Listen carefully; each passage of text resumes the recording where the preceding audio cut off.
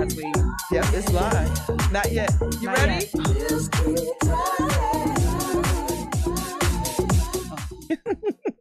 Good morning. Welcome to Lovebabz, Lovetalk. I'm Babz Rawls-Ivy. If it's around 9 o'clock, you know I'm in studio. Now, normally Mondays is dedicated to Motown, but today I've got a guest in the studio because this is an important conversation to be having because the Collective Consciousness Theater is in the house. Hello, Ms. Nelson. Jenny Nelson is here with some of the cast of The Royale. Hello. Good morning, y'all. Good morning. Good morning. Okay, so who's in the studio with me? Introduce yourself. Sure. My name is Tamika Petway. Hi, Tamika. Hi, good morning. Born and raised in New Haven. Really? Are you Yeah. related to the Petways? No, like the Petways in the Bridgeport. All right. In Bridgeport, yep. Okay. Well, Yes, welcome. ma'am. Thank you for having me. And so, what's your character in this show? So I play Nina Mhm. in the show, and she serves as the voice of reason, I would say, in a nutshell for this play. Black women are always the voice of reason. Absolutely. All right, and you, the brother in the very beautiful teal suit. Thank you. Thank you. Good morning. My name is Christopher Bethune. I'm actually from New Haven as well, born and raised. Really? Yes. Ooh. So what's your role? So I am playing Jay Jackson. Okay. So you are the title character of the. Okay. Yes, I am. All right, so let me tell people about this because Jenny gave me the postcard, which I love. And I've been watching the pictures posted up on Instagram. And if y'all are not following Collective Consciousness on Instagram, you are missing a real visual treat. Oh, thank you. Yes, you are. So Jenny Nelson is here. She's directing it. So Jay, the sport Jackson dreams of being the undisputed heavyweight champion of the world. But it's 1905. And in the racially segregated world of boxing, his journey to the title is fraught with obstacles. When a crooked boxing promoter hatches a plan for the fight of the century, the sport just might land a place in the ring with the reigning white heavyweight champion.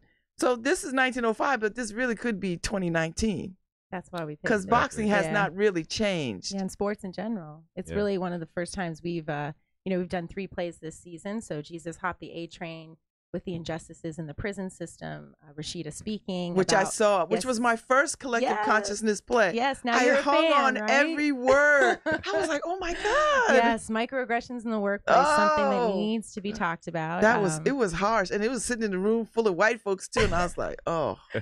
conversations. It was good. conversations It that was need good. to be had, right? Yes, many conversations. Yes. And now the Royale, this abstracted view of the boxing world. It's a very abstracted play because our last 2 plays have been very concrete, very based in realism. Like The Office and Rashida Speaking was very real.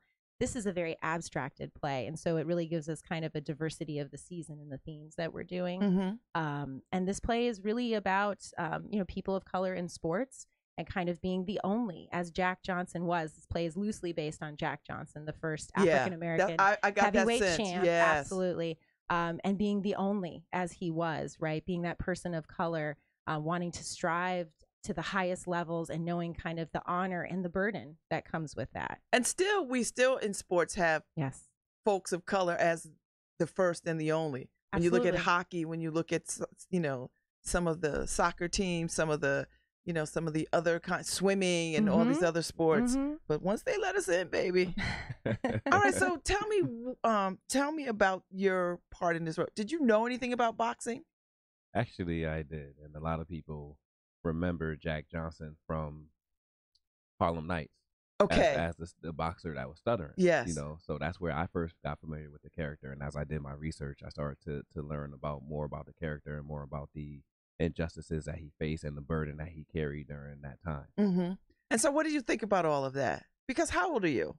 I'm 35. So you're young. So this is way before anything you would know. Perhaps your parents might be able to shed some more light on this. But so what did you think? Did you see how very now it is?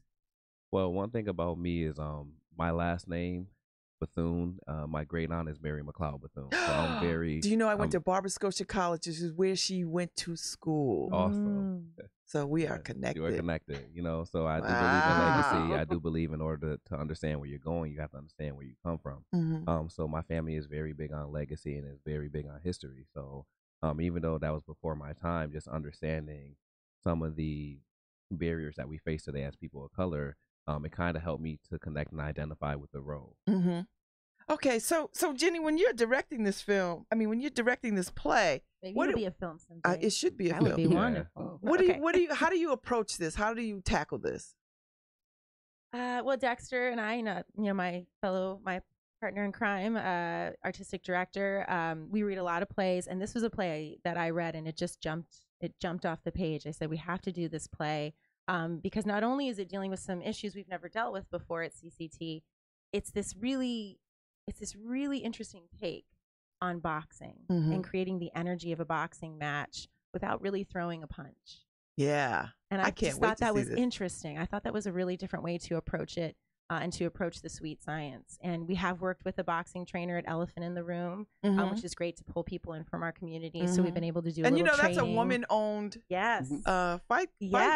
gym. Absolutely. And Solomon May, who's the coach there, wonderful man, did some great training with our fighters, but also really doing stylized movement and choreography. So we have a choreographer, assistant director, Michelle Burns, who's doing choreography with these actors. So so a lot of it is about the movement and how to integrate the movement, the stylized movement of the play, and music and rhythm. I love it. Yeah, this whole play, we're almost saying it's like a musical in a lot of ways. And so the music is a very much a part of this show? The rhythm. I would Okay. say rhythm is really a part of this show, and the pulse, which is like a boxing match. There's a pulse and an energy and a momentum in a boxing match, and I think this play really executes that.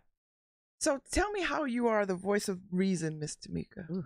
Yeah, I would say more so with the success of Jay as an African American man in 1905, early 1900s.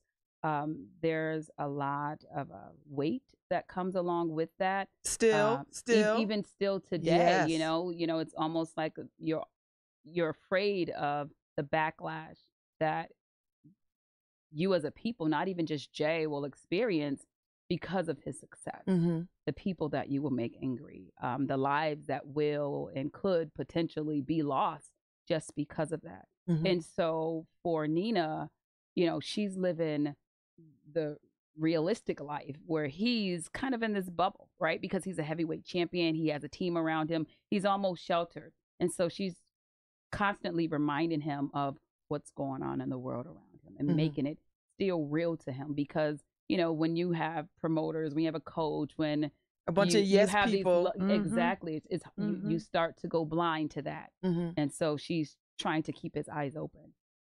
So is this an allegory tale? Is there a message in this? Is this a happy ending? Like, you know what? I think our plays like to ask questions and not answer them. okay, all right. That's what I think. Really, truly, wouldn't you say, Rashida speaking? I mean, all these kind of, they unearth things. I think there are definitely themes and ideas coming through, but I think it's just so much more interesting that they're coming out asking questions about themselves, about 2019, right? And where are we right now? Yeah. What can we do? So the play begins, when does it start? Opens the 28th. Thursday. So it's the 28th, 29th, and the 30th at 8 o'clock. Oh, so y'all are like, it's happening. So y'all got to leave here and run back and get some last minute rehearsal in. Yes. 3 weekends, starting Thursday and running through the 14th. And every Thursday is pay what you can. So people can come for free or give us $1 million. They can do whatever they want because we want theater to be for everyone. Yes. We don't want it to be an elitist activity. And the ticket price is so ridiculously. We want it to be that way. Very inexpensive. $25 for adults, $10 for students. We just want everyone to come and feel like theater is for them. Yes. Yeah. And listen, those that listen to the show, and I know who you all are because y'all run up on me in the grocery stores. This is good date night stuff too. Yeah, like absolutely. Take there's $25 to take $50 and a dinner. Yeah. That's $100. You spend that in the club buying them ridiculous drinks. That's right. Absolutely. I'm telling you, come to Collective Consciousness. It's a wonderful space because I know y'all looking for new space, kind of. Yeah. I mean, we are growing and expanding because of our wonderful patrons and a lot of support. And so, we hope in the next couple of years to have another space. But we love our home at Erector Square. It's an amazing communal space where there's so many artists and artisans. And so it's intimate, right? It's a small space. how many people in this cast? How big is this cast? We have 5 cast members, and then our whole design team that's always with us: Jamie Burnett, who is my good friend. Yes. Who is a magician. David Sepulveda, who's our set designer. The best hair in the country. Yeah. Yes, fabulous, Right? Oh my God. Yes, absolutely. We have an amazing team of designers that we just consistently transform the space. So having seen Rashida speaking, I'm interested to see what you think when you walk in, how different the space Well, looks now. I love the pictures that I've seen on Instagram. Yeah, very so when you're different. doing a play that is decidedly a period piece Mhm. from from the 1900s, so what do you think? How do you begin that process of recreating the 1900s? That's a great question. I think because this is a more abstracted view, the space is not serving necessarily to give us the period, but the costumes, as you saw on Instagram, Okay. the costumes are really going to inform. I mean, just giving a simple idea of Nina's costume with the skirt and the corset, that takes us right back to another time. So it's really the kind of the aesthetic through the costumes, through the music. So there's a lot of that's kind of being brought forth to really create that period. We haven't done a period piece since Detroit '67, which was our first play. And I missed it. And it's been playing. I've been seeing it all over the place. Stage. Well, yeah. she's blowing up because she is a treasure. Dominique is a treasure. So, Good. Good. So, do you feel the pressure of an African American man to take parts that speak to the rising of Black people, or do you just take a part? Because I'm always curious how actors take on roles. Like my friend Gerard Haynes right now is in The Village on NBC, but he was here. I met him here doing Native Son, which is the play I hate the most on the planet. I know, but that was a great production. But it was a great production, and it was a different production than I have ever seen of Native Son, which I hate. I know you do. But and he talked a little bit about the kinds of roles that he turns down and the kind of roles that he accepts and whose footsteps he like to follow in. Do you do that same kind of contemplation when you think about, I don't want to be the drug dealer? Although drug dealers in shows are necessary, maybe, I don't know. You got to tell some stories. So do you take that on and say, I'm going to be the best depth-filled drug dealer? Or do you say, no, you know what? I'm going to hold out for much more less stereotypical roles? Well, to be 100% honest, there is always a conflict that goes inside you with each project that you are considering. As I mature in my artistry and in my craft, what I've learned to do is to really look over the project, and if it's something that speaks to my heart, whether it's a drug dealer, whether it's a period piece, whether it's just something that's completely out of left field. If it speaks to my heart and I feel like there's a story and someone is going to be touched by that piece, or their life is going to be drastically changed by that piece, and that's something that I will identify with and that I will take on. And I do believe, as you're saying, that we have to, especially as African American males, we have to be extremely careful and cautious as to which productions that we are a part of, because your name is your brand, your name is your legacy. And sometimes what happens is we do get stereotyped into a certain kind of role, certain kind of category. I've been blessed and fortunate enough to have a couple of different projects under my belt to where I was able to be a Black police officer. I was able to be a drug dealer that was not the one that's on the corner, but more so the corporate America CEO type of drug dealer. I've been in projects to where I was able to be, a detective and things of that nature. So I do think that there is pressure when you're first coming into the industry, because some people are trying very diligently to secure a role because they want to build up their resume. But as time goes on, you start to understand that we all have a type, and I think that also speaks to the conflict, because I'm blessed to be someone who my personality shines whenever people meet me. So people don't necessarily see me as that kind of stereotypical gangbanger or drug dealer. I've been blessed to make a lot of connections, and people are seeing me for my talent, and they see the warmness that I have, and they'll create certain roles for me. But I do think that that's something that me as an artist, I do face that pressure as well. So, Ms. Tamika, I know you face this because there's only two roles that Black women get. We either are whores or mammies. And so Shonda Rhimes has changed that a bit, and some other people have started to change that, and you're starting to see layers of sisters, women on screen and on television and in plays with much more texture.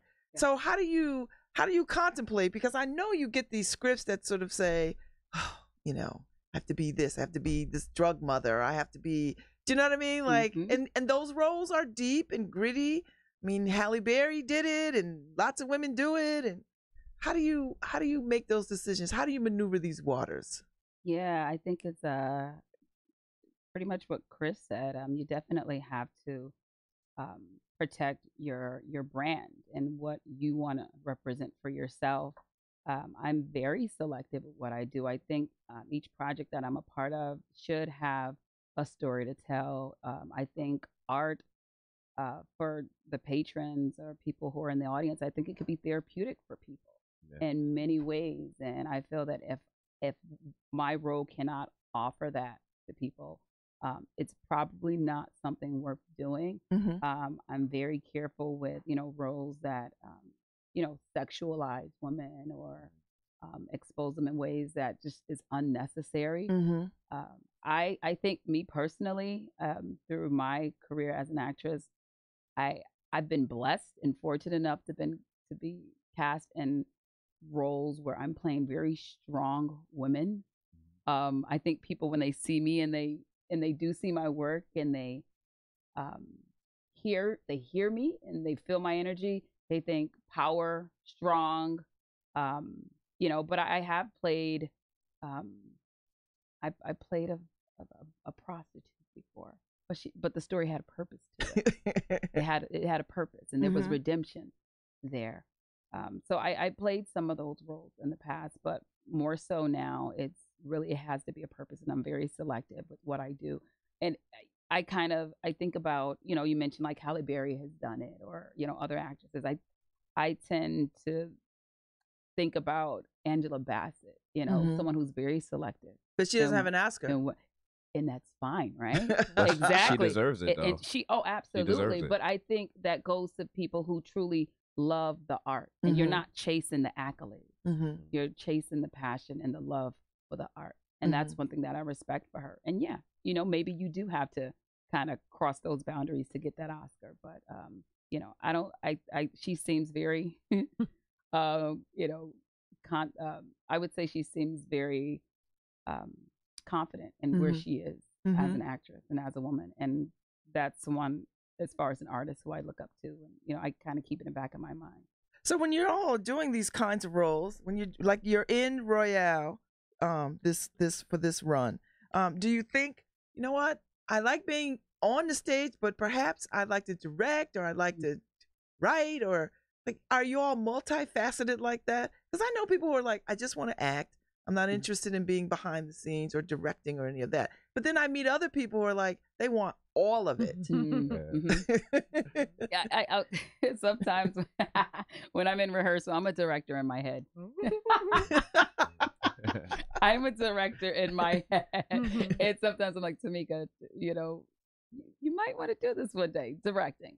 And a lot of times, I'll see a show and I'm like, oh, I want to be on stage with these people, and then when I'm in the show, I'm like, I just want to sit back and watch it, but yeah, I mean, I toyed with it in my mind. I haven't verbalized it probably. And so there's but you learn as you are. Just now. I mean, you have no choice but to learn what a director does when you're being directed. That's why some of the best directors were actors. And you're an actor, aren't you? I have acted, yes, and a musician and all those good things. And I think it led me to directing. I think getting to facilitate art. Do you love it? What do you love most? I love helping actors. I love to help an actor find their best performance. It's not about telling them what to do. It's like being a sculptor and just paring away until you get to the best part of them. And I am so blessed to always work with amazing talented actors, but also actors that are willing to go to those spaces to be vulnerable, which is really what theater asks you to do, to be vulnerable on stage. And I think that's really what excites me about directing, is being able to just be in the room and watch the art happen between the actors, and just helping them move to spaces and think about things that they hadn't thought about. And now boxing is a very violent sport. It's probably the most violent sport there is. It can be. Right. And the payoffs are huge, but the punishment to the body is difficult and challenging. You don't see 50-year-old boxers. No. You don't see. You don't. Yeah, I mean, you I really think don't. 30 is probably at the height, right? At the very max end of your career. So how do you convey that? How do you convey that? Do you show, Jenny? Do you want people to see that this is a very physical boxing? Like it's. I think this play, Because this is not tennis, so this there's is a not very tennis. Yeah. So I think I will be interested to see and to hear, especially in our talkbacks, which we have every Saturday night, what people think of this approach to boxing. Because again, no one is necessarily throwing a punch, but you get the feeling you are definitely gonna be in the ring. Through this stylized movement and choreography, you are going to be in the ring. I think what you'll feel is, like we were talking about before, the rhythm, the momentum, the pulse of a boxing match. The violence is definitely something that needs to be discussed, as well as in football. You know, we're really having these conversations now about traumatic brain injury and concussions going unnoticed. And I think those are all conversations that are right now in the zeitgeist, things that we do need to talk about. I don't know if this play necessarily is talking about the violence in the ring. I think it's talking about the violence outside the ring. And so what does the title hearken to? The Royale is actually talking specifically about something called the Battle Royale, which was actually something in the early 1900s where men, particularly men of color, many men were put into a ring, 5, 6, 7 men, sometimes blindfolded. And whoever comes out. And they just last man standing. Start swinging. Exactly. Whoever's the last man just gets to basically stuff their pockets with money. And that was done for decades and decades. What they call Fight Club. That's right. First rule of Fight Club. You don't talk about Fight Club. We don't talk about Fight Club. You just broke the rule. Right. It's okay. It's okay. All right. So the show is March 28th. That's opening night. Thursday is preview, and then we open on Friday. Yep. And then we go 3 weekends through April 14th. So we are a small space, so get your tickets soon because we do sell out. They do sell out. And the tickets are $25 if you're an adult, and $10 for students. And this is a wonderful opportunity for you to see live theater up close and personal. It is live, which I think is how theater ought to be. Absolutely. I don't like being in huge venues. Yeah, there's something really intimate about our space, not just the size, but the energy that you're getting from the actors. You're right there in the thick of it. I was thinking about when I was watching 12th Night. What's so great is it's happening right now. Yeah. It's happening in this moment. And although they've choreographed and rehearsed, this is happening now. Yeah. And that's what's so great about theater. I hope young people get to see that production. I do too. They're bringing in lots of schools. I was actually the education consultant for that show. And so they're bringing in lots of kids to see that show. Because I think kids will have there'll be some children who will come to that and they will walk away feeling like, you know what? Yep. I want to do this. I don't mind Shakespeare. Yeah, and Elm Shakespeare, people should be right there to catch these kids coming out, like sign them up. Yeah, So the website collectiveconsciousnesstheater.ticketleap.com / the Royale, right? Yeah. So that you can get you can buy tickets online. Yeah, you can go to Ticket Leap and just put in the Royale, or you can go to our website collectiveconsciousnesstheater.org, or you can just come right to the door. Yes. And purchase them there at the door. And you can buy wine, a glass of wine. You could buy snacks. You can make a donation to get wine. Oh, you can. Yes, you can make a donation to get one. I'm sorry. And absolutely. You know I'm a wino. Coffee, whatever things you want, we will have for you. So theater. So all right, so you've got this cast of what, 5 or 6 people? 5 actors. Yeah. 5 actors, and you I'm gonna be that guy. Everyone in the cast is dope. Everyone is dope. We have Ian Alderman, Absolutely. who's with Broken Umbrella. Yeah. We have Greg Mounting, who is a staple of New Haven Theater. We are so blessed to have him. We have Tamika and Chris. We have a lot of wonderful. About Oliver. And Oliver Lester, who is new to CCT, and we are just so grateful to have him. So it really rounds out to be a powerful cast. The entire team absolutely is phenomenal. Yeah, it's a collective. And I'm like I said, I'm gonna be that guy. I'm gonna big up Tamika because I just watching a lot of stuff that she does. She is a powerful Do you need some water? Artist. So a lot of things that I've been able to see of her, I think that I can see why she's very selective as to which roles she takes, because she's gonna identify with so many African American women out here who are aspiring. So big up to my castmates. Tell me about the are you okay? Tell me about the when you got to rehearsals the first day, when you found out you were the guy, tell me a little bit about how those first days of rehearsal went, and when did you find your rhythm? Like, when did you know I'm in this now? Like, I'm in the sweet spot. Well, first I gotta give honor to Jenny. Jenny's our leader. Thank you. She's a fantastic director and even better person. And I think that it takes a special type of person to be able to read this play and to resonate with this play, and then say, this is the play that I want to present to our audience and to our audience, period. So I've worked with a couple of people, and everyone who puts on the director hat isn't necessarily a director, because everyone doesn't know how to bring that out of you. So I do want to, give some kudos to our leader. To be 100% honest, when I first got there, I was just blown out, and I was amazed by how we did the table read, and everybody was already in character. Everybody made choices. Everybody knew the emotional journey of each of the characters, and this is just at the first table read. So I was blessed enough to audition on a Thursday, and then I got the call on Friday. Was it Friday or Monday? It Friday. was real I think quick. it was Friday. As soon as you left the room, I said, "Oh." I was just going to ask you, when he Yes. came in the room, did you? Because I know you saw a whole bunch of folks come through. But this was Chris just came in with such a he came dressed in period clothes. Really? He came ready that to go. kind of commitment? Oh yes, Yeah. he came. He showed a level of commitment and work ethic, and I would say the same for Chris at the table read. Chris came with so many choices, and it just truly a sense of vulnerability and storytelling that is what needs to happen for this role. So when you say choices, what does that mean? Is that theater language for something? It is, I guess. Yeah, we throw these words around. Yeah. Yeah, it's theater language, but it's more so what we do every day as individuals. So if we're saying good morning, the choice could be, if you're having a bad morning, you could say good morning. But if you're having a great morning, good morning, or if you're happy to see somebody, good morning, and every character has a choice that they have to make with the way that they deliver their dialogue, with the way that they conduct themselves. What you're not saying. Yeah, right? so some of those things. So I was just amazed and blown away by everyone from, when I say the team, I mean everybody from, even Carol, who our amazing has costume designer who is constantly looking for things, and she has this vision of what each character should look like. And then when we go and we're doing tech, and you got Jamie doing the lights, Carol is putting us in clothes, Michelle is doing the choreography, then we have Ashley and Emily who are there, helping us with making sure that we're on point. Recall.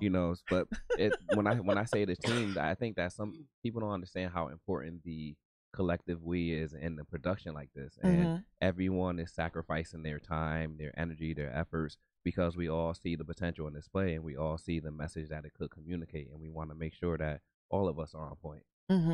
That's a wonderful. So Jenny, when you picked up this play and you said, you know what, I think we're going to do this, so you immediately start building the experience. How do you do that? Well, we picked up the play, and it's about a year-long process before we, apply for the rights and make sure we can. Really? Oh yeah, we read play. So we're reading plays right now. We started this past January for this next season coming up. So Dexter and I are constantly in a rotation of reading plays, and so a year out, we selected the play, got the rights, and then it's really about me doing research, just doing lots of research about past productions, about the history. This play is loosely based on Jack Johnson, so it was just everything I could get my hands on about Jack Johnson and understanding of the period and of kind of his legacy and his life, which was a controversial life. He was a complicated man during a very difficult time in our history. Wasn't he married to a white woman? Several. Oh, okay. And I'm surprised. And at that time, he survived to tell it. He really did. And at that time, he was a pioneer in a lot of ways, but he also struggled. He wanted to, enjoy his riches and his wealth, as any man or woman is apt to do. And because of Jim Crow and because of the time, that was very challenging. I think there's a James Earl Jones movie. There is. I remember. Where he plays Jack Johnson. Yes, I remember. It's a great 1970. Yes. It's a great movie. I remember this film. I remember seeing it. Yeah, and then we get with our designers, and we start talking concept, and then we start auditioning, and then the ball gets rolling. So And so opening night is March 28th. Thursday we preview. Friday we open. Yeah. Okay, so Friday night is the actual opening. So Yeah. people could come the 28th because you Yes, have it they on the should. card. Yeah, absolutely. And again, Thursday is pay what you can. So we want everyone to come. See, I waited to the last minute to see Rashida Speaks, like the last night. So That's okay. I'm Then not it was going to do really that for good. this one. I'm not because because you know Yeah. what? I want to see it again. You know, because I think you were so busy watching the play, and then you come back and you see it a second time. There are things that you didn't. Yeah. Do you know what I mean? I Like you agree. can, Yeah, you can everyone get- should see it twice. Yes, I agree. see it twice. Yes. No, really, for those of us who I like that agree. kind of I intellectual agree. challenge, Yes. you know, you see it one time because it's just like The overall, films, right. You see everything, and then you go back and you're like, oh. Yes. You know, I and agree you with see that. you see the nuances, you hear things that you didn't hear the first time because you're taking it all in. Yeah. So so y'all get your $50 right and get you. I like get you- that. I like that. See it twice.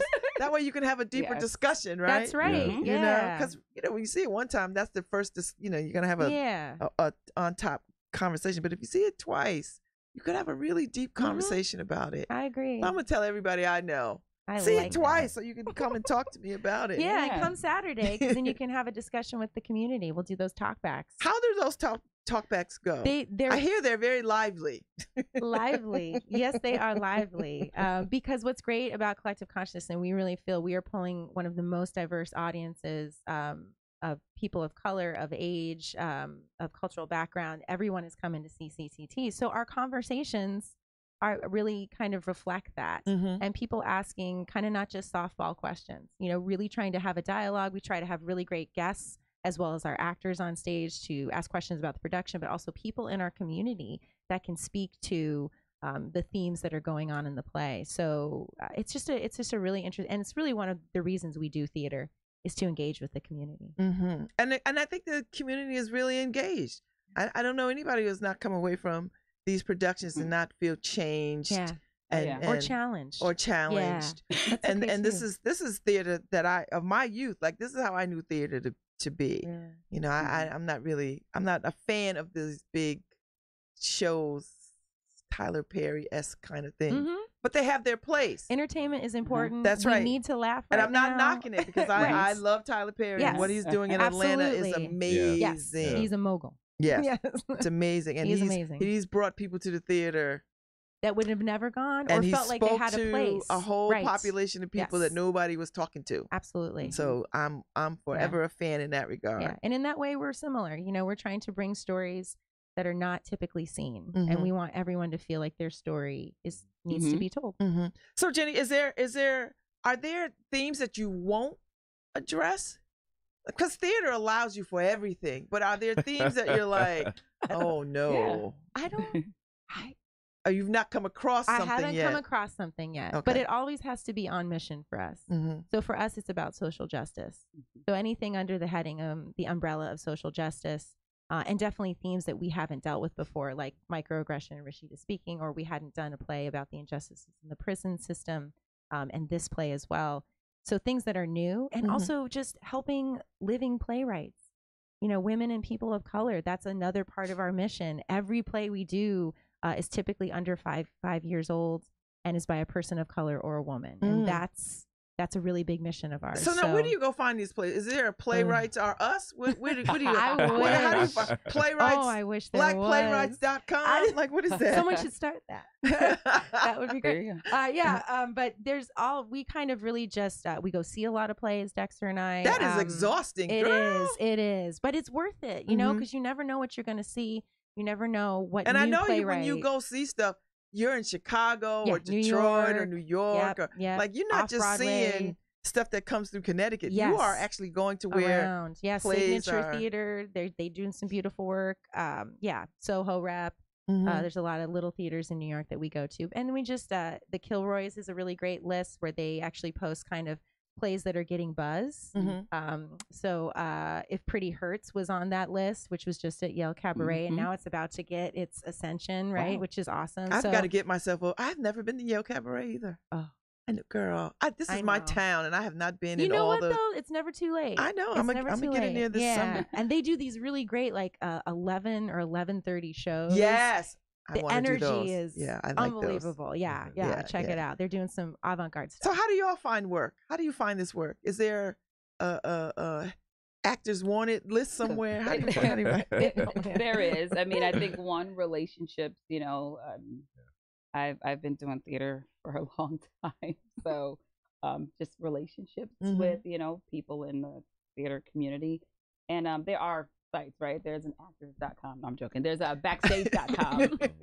So backstage.com is a resource for actors to find. Are y'all card carriers? What is it? SAG card carriers? Equity. I'm sorry. Equity. I EMC. I'm an equity candidate. I have points towards it, but I don't have full points. Okay. All right. So now, do you only do theater, or are you open to all forms of expression, film and television and whatever else that happens? Web series are huge. Yeah. Go ahead. Well, I would say it goes back to what you were saying earlier, and not to just keep backtracking, but when you asked about any other potential endeavors or focuses for us as artists, whether that be writing, directing, producing, I believe that every actor should sit at the casting director's table. And I believe that they should try to write something. I believe they should try to direct something. And the reason being is it helps you to get a better understanding of how hard it is to direct actors, how hard it is to write dialogue, how hard it is to cast for a production, how hard it is to direct. So what I do is I stay in classes consistently. I'm in classes at the Actors Gym out of Hamden, Connecticut with Reno Venturi. There's an Actors Gym? Yes. So there's a. What does that mean? So basically, like you go in there and you're running lines. Like what's happening? To be or not to be? That's it. All day. The great and thing then you're is, done. Yeah, that's what it is. So it's like where you work your acting muscle. So the best thing is that my mentor, he does multiple classes from commercial to film and television, monologue. He has a workshop that's coming up at the beginning of April, just about how, as an actor, you get to promote yourself, the art of the cold read, the business aspect of following your dreams and things of that nature. And that's important stuff. It is. I think that's critical. I'm glad to know that there's some entity out there that folks can tap into because, like musicians, you get in these situations and if you don't know the business side of things, because you still have to pay rent, you still have to pay bills, exactly, and you still have to buy fly clothes. But I can't say it enough. I'm blessed, and I've been working really hard, and I don't believe that there is an off season for you developing into your craft. So even with a play like this, sometimes it's like Tamika was saying, it's about the connections that you make, or sometimes it's about someone finding you on backstage, and then simultaneously one of your acting buddies on Facebook inboxing you and saying, hey, I came across this. I think you'll be amazing for it. And because just like Jenny goes around and sees plays, there's other directors and theater owners who are going around seeing plays and looking for talent too. Oh yeah, I'm looking for talent every show I go. Definitely. I got actually casted for Shakespeare with Elm City Shakespeare by doing a show with Collective. Really? Yeah. When I did Romeo and Juliet. Oh, I was there. I saw that. I played the prince. Oh my God. The female version of the prince. Yeah, they interchanged. Oh my God. It's all connected. We are a small town. And I really think what's great about New Haven is as artists, we support each other. So wherever the work is, we want to support each other in that. And I just think that's what makes New Haven so amazing. I think you're right. And I love that Collective Consciousness Theater has really sort of made everybody else in the theater world, other theaters, step up their game. Yeah. What I mean, seriously. Oh my goodness. Because before y'all showed up, they was doing maybe one black thing a season. Now everybody's scramming, to try to get some more black stuff in there. We feel fortunate to because they know anyone. that. Yeah, we feel fortunate. So you should really pat yourselves on the back because you got everybody rising up to that level. Everybody's thinking, you know what? They're doing all that. We should be doing that. Why can't we do that? We got more money than them. Yeah. CCT never disappoints. No, it never disappoints. Well, we get to work with amazing artists. Dexter and I are always just like amazed with, we pick these plays, we think about these projects, and then these amazing people, just these artists come into our life. And it's a blessing. Well, I can't wait to see it. I'm gonna see it twice. Okay. Yeah. And my friends, we're gonna see it twice. I love it. And I break a leg. Thank you. you. Thank And you. enjoy this run. I look forward to seeing y'all. And Jenny, you are always welcome here. The next play, come, Okay. bring folks, and we'll have this conversation. You got it. Keep having. I want to support y'all the best that I can, and I'll run stuff in the inner city. So bring it. So thank y'all, Tamika. Thank you so Thank much. you, Chris. It was Thank lovely you. to see Shout out you. to the Divine Nine. Yes. Yeah. Are you a member? A member of Phi Beta Sigma Fraternity Whoa. Incorporated. So I see Okay. your Delta hat. You know, I gotta Yes. show some love. You know, Yes. Thank you, brother. Anytime, anytime. Thank y'all for coming. Thank Thank you. you for I will having see us. y'all for having soon. us. Thank you, Harry. I'm gonna play us out. All right. Oh, you want me to wait? Oh, Harry wait. said, "Wait, wait, Headphones wait." back on. Evo. Go ahead. All right. Thank